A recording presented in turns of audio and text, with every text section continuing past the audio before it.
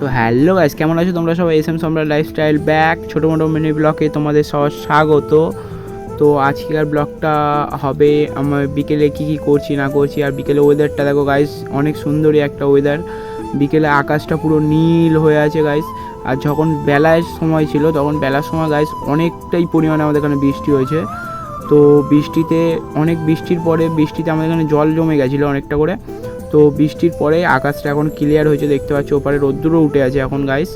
তো আকাশটা এখন ফাটা ফাটা মেঘটা উঠেছে, মেঘটার জন্য আকাশটা সুন্দরটা হেভি লাগছে।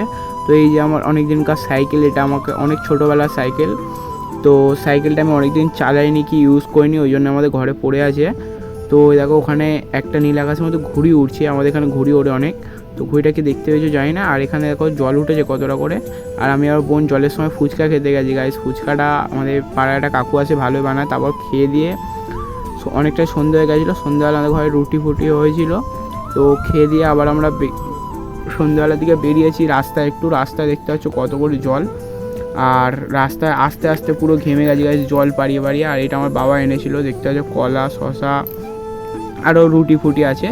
তো ফাইনালি খেয়ে দিয়ে আমার পিসি বাড়ি এসেছি। তো আরও ছোটো মোটো মিনি ব্লগ দেখতে সাবস্ক্রাইব।